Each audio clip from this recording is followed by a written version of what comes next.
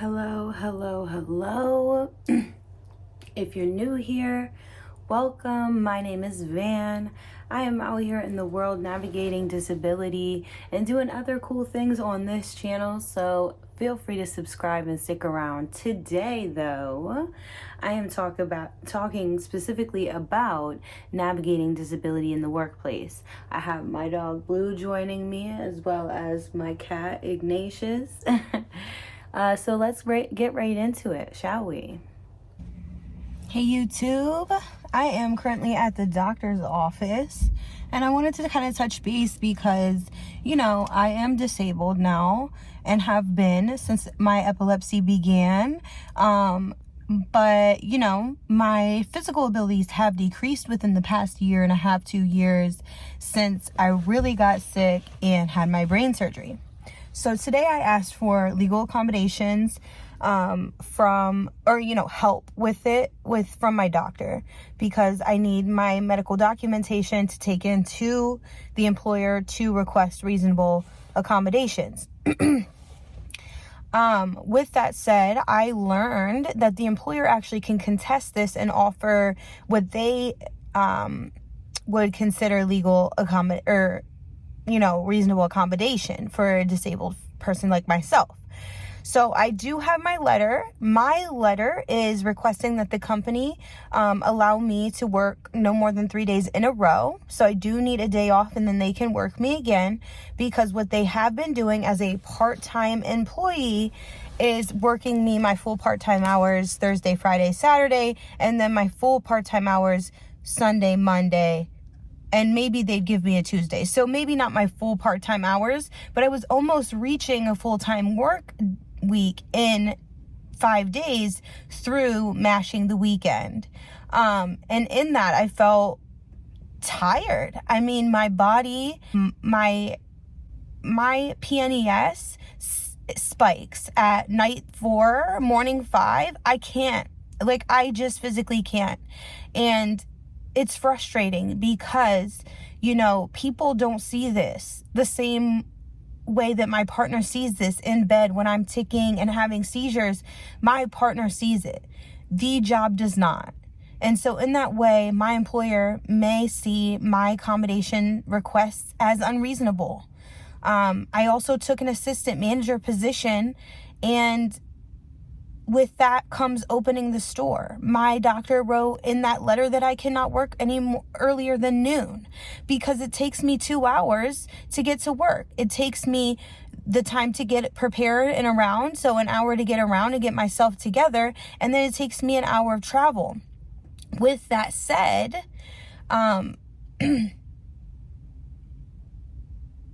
if they work me at an 8 a.m., I have to get up at 6 minimum. And really, I have to get up earlier than 6 a.m. so that I can make sure that my dog is taken care of, and that I take care of my mind. I shouldn't just shower, take care of my hair, put on makeup, put on clothes, and head out the door. I need to do self-care because I am an unwell person. And in that way, I need to do additional care for my body that other people may see as maybe unnecessary for themselves. It is not unnecessary for me. And I'm very, very lucky that my doctor wrote this letter today. I'm going to be putting it into the workspace today. I work at 3 p.m., so I will be taking it to my boss today. We may or may not have a discussion about it directly, but I know that this paperwork is going to be going up levels in this company. This is not a nonprofit company. These people are not accommodating in the same way.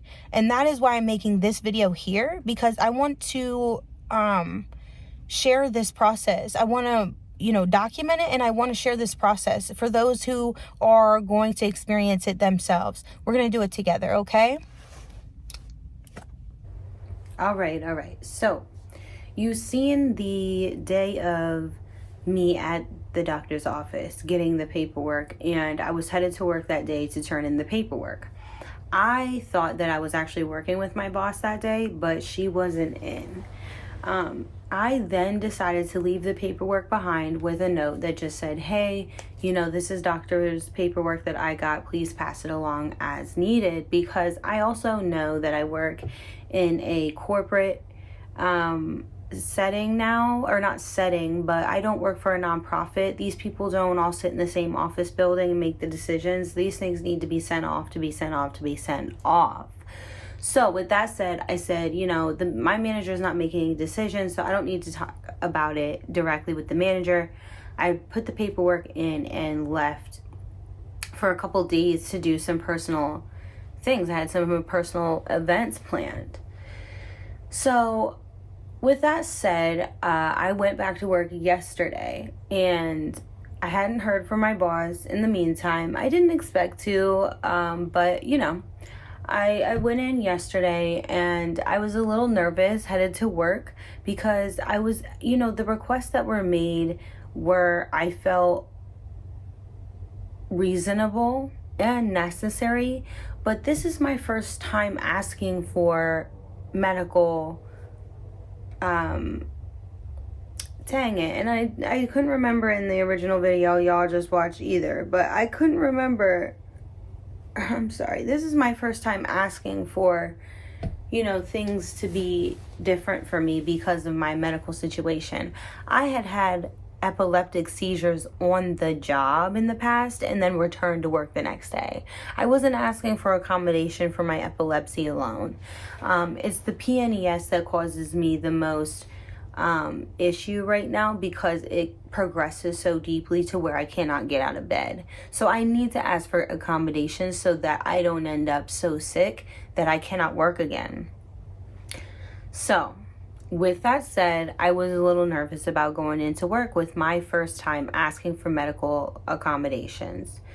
I went in and I clocked in, and my boss pulled me aside and said, "Hey, I sent that paperwork along, and we didn't get any, I don't make any decisions here. I didn't get any information from anybody, but I did send that paperwork along." And then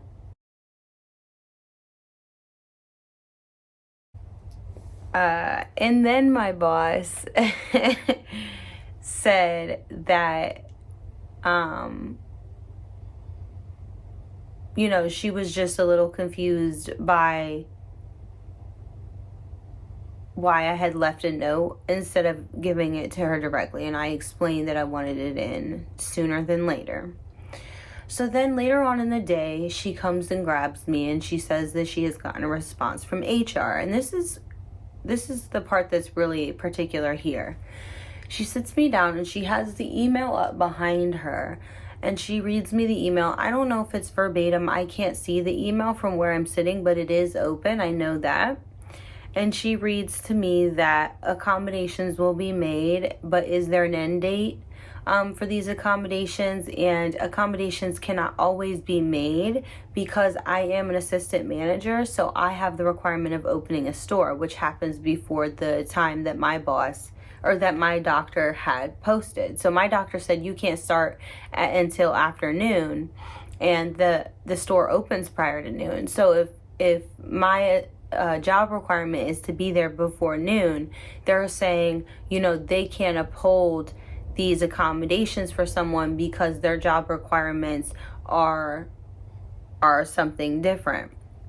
And this is all new for me. I am not somebody who's navigated disability in the workplace. From what I understand, legally, there is still a requirement for them to make accommodation for me. Just as if someone who worked in this space, they don't have chairs for us. We don't sit. We are not allowed to sit.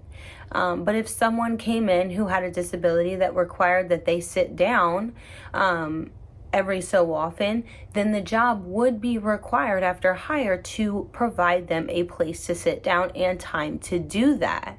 And so the same goes for someone who has non-epileptic seizures and other symptoms of PNES. I have medical requirements that need to be upheld. And this is what I said to the employer. I said this. I said, if I want to be a long-standing employee at this company, then I need to take care of myself. If you want a long-standing employee, then you need to make sure that I can take care of myself in this employment environment. You know what I mean? I didn't say that in such a way, but that's how I said it. You know, I want to work here.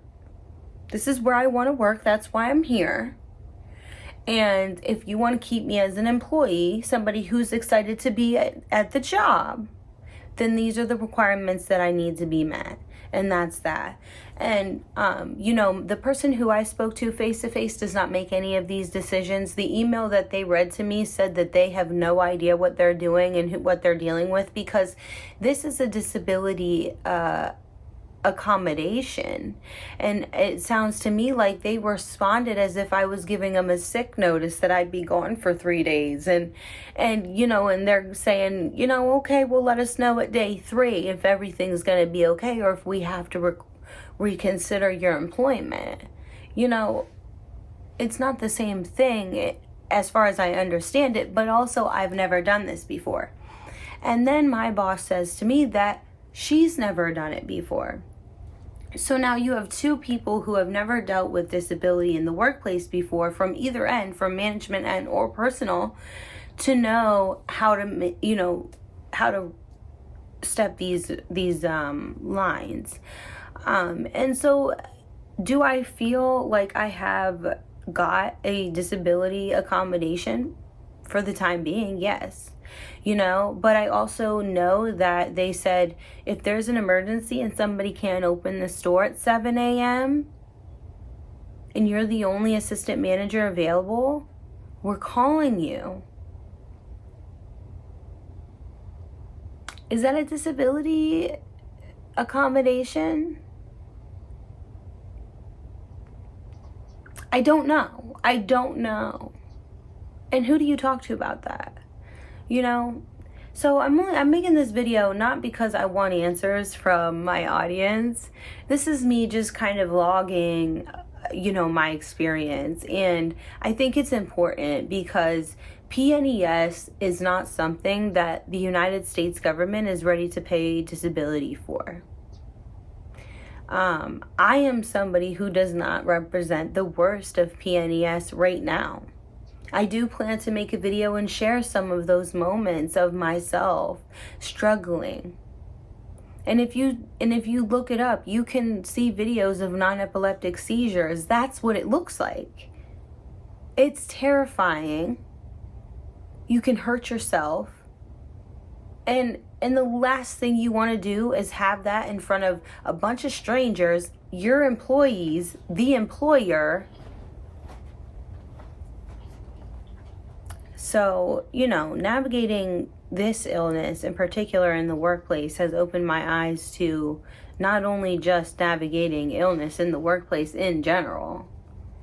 You know, it's also opened my eyes to the level of unpreparedness, if that is the word I'm looking, you know, that is the correct way to use that an employer such as mine can have. Someone who sits in a mall space. I mean, this is an employer who has several locations across the country and doesn't seem to have a correct way of dealing with the disability. No actual disability department, center, person. They have an HR, human resources sent back when is this accommodation over? And they might not be able to continue to do this job if they can't meet the requirements. That's not how disability works, as far as I understand it. So, like I said, right now, this is a success. The job is making accommodation for me for the time being. And I plan to keep you all updated and just keep vlogging this process, because I think that, you know, we're at a place in the United States where a lot more people need help getting through their employment days, a lot more people need help getting through an 8-hour workday than they may have in the past. Disability just seems to be something that doesn't get talked about until you're until you're directly affected by it. And in that way, a workspace can go completely unprepared for a disabled employee. And that right there just opened my eyes to like another level of difficulty. So yeah, and if you're someone with PNES who's navigating workspaces and things like this, I would love to connect with you. I would love to hear from you. Please comment. Please, let me know what you think. If you're somebody who works in HR and knows a little bit about how disability works, leave me a little your info, But this is really just a little bit of a vlog and a little bit of me trying to advocate for myself and others through my experience. So thank you so much for watching. And like I said, I will continue to update on how navigating disability in the workplace goes as I try to get back to, a livable income. Alrighty. Thanks for watching, y'all. Bye-bye.